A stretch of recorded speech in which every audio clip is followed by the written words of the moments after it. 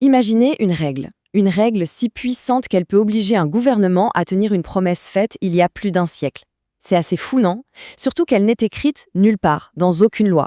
Pourtant, elle est au cœur même de la relation entre le Canada et les peuples autochtones. On parle du principe de l'honneur de la couronne. Et ensemble, on va décortiquer exactement ce que ça implique. Alors, c'est quoi cette fameuse règle non écrite? Comment un principe qui est, en quelque sorte, invisible, peut-il avoir un poids aussi énorme dans notre système juridique? C'est un peu le mystère qu'on va éclaircir aujourd'hui. Alors voilà le plan de match pour y voir plus clair. D'abord, on va définir cette règle. Ensuite, on verra dans quel cas elle entre en jeu. Puis, on va plonger dans une affaire vraiment clé, celle du Manitoba, pour voir comment les tribunaux ont réagi. Et on finira par regarder l'impact très concret que tout ça a aujourd'hui. Allez, on entre dans le vif du sujet. Qu'est-ce que c'est exactement ce fameux principe? Bon, en gros, l'honneur de la couronne, c'est une obligation constitutionnelle qui force l'État à agir, honorablement. Ça veut dire que le gouvernement ne peut pas juste chercher à gagner ou à minimiser ses obligations comme dans une négociation ordinaire. Non, il doit agir avec intégrité, avec bonne foi. Et ce n'est pas juste une question de politesse, attention, c'est une véritable obligation juridique. Ce principe, il ne sort pas de nulle part. Ses racines sont profondes, elles remontent jusqu'à la proclamation royale de 1763. Et même s'il n'est pas écrit noir sur blanc dans nos textes constitutionnels modernes, les tribunaux lui ont donné la même force. Son but est simple, mais vraiment puissant. Il s'agit de s'assurer que les intentions honorables se transforment en obligations légales, réelles et concrètes pour le gouvernement. D'accord, mais alors, dans quelle situation est-ce que ce devoir d'agir honorablement se déclenche? Parce qu'il ne s'applique pas à chaque action du gouvernement, c'est plus spécifique que ça. En fait, le principe s'active dans les contextes très précis. On parle surtout de la négociation et de l'application des traités. Ou encore quand on doit interpréter l'article 35 de la Constitution, celui qui protège les droits des peuples autochtones. Et enfin, lors de la mise en œuvre de lois constitutionnelles bien particulières, comme la loi sur le Manitoba qu'on va voir juste après. Pour bien comprendre à quel point ce principe est particulier, on peut comparer deux articles de la Constitution. D'un côté, l'article 35, sur les droits des peuples autochtones, lui, il déclenche automatiquement l'honneur de la couronne. De l'autre, l'article 15, sur l'égalité pour tous, lui, non. Ça nous montre bien que ce principe a été pensé spécifiquement pour encadrer la relation unique et historique entre l'État canadien et les peuples autochtones.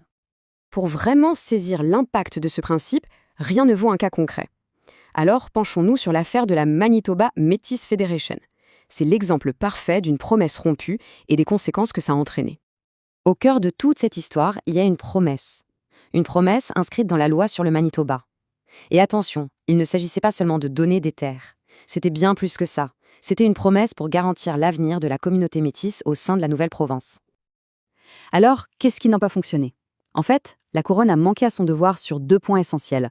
Premièrement, elle aurait dû interpréter la promesse de façon généreuse, mais au lieu de ça, ses fonctionnaires ont cherché à en limiter la portée. Deuxièmement, elle a manqué de diligence. La mise en œuvre a été d'une lenteur inacceptable, au point de vider la promesse de son sens. Cette chronologie, elle est saisissante. La promesse date de 1870. Il faut attendre 5 ans, juste pour voir les premiers titres de propriété. 5 ans. Ensuite, le processus devient un vrai casse-tête. Et l'action en justice n'est lancée qu'en 1981. Le jugement final, celui où la Cour suprême dit que la couronne a failli à son honneur, arrive en 2013. C'est plus de 140 ans plus tard. C'est tout simplement vertigineux. Face à un tel délai, le gouvernement aurait pu argumenter « Désolé, mais c'est trop tard, il y a prescription ». Sauf que non, ça ne marche pas comme ça. Pourquoi? Parce que l'obligation était constitutionnelle. Et pour la Constitution, l'horloge ne tourne pas de la même façon. Les délais de prescription habituels ne peuvent pas servir d'excuse quand une promesse constitutionnelle a été brisée.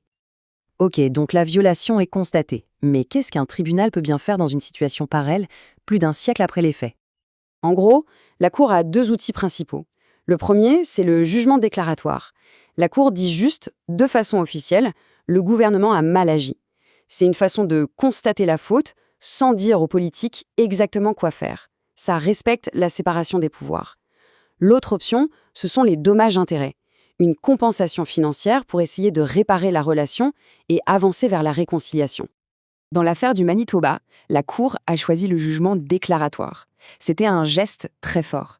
La Cour a reconnu la faute de manière formelle, ce qui a envoyé un signal moral et politique puissant au gouvernement.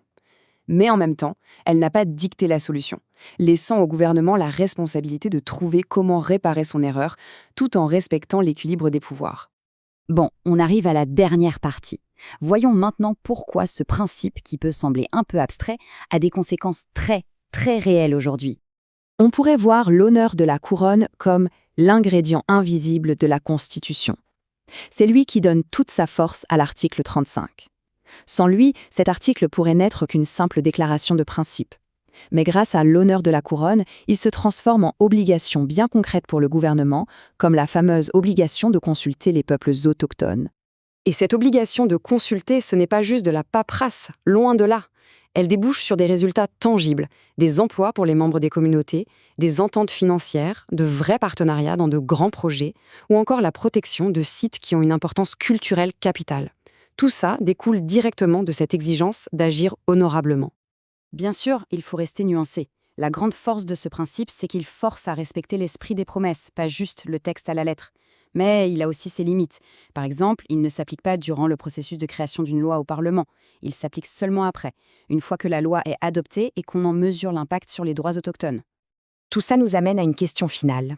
L'honneur de la couronne est sans contredit un pilier, un véritable moteur de changement. Mais sur le long et complexe chemin de la réconciliation, une question demeure.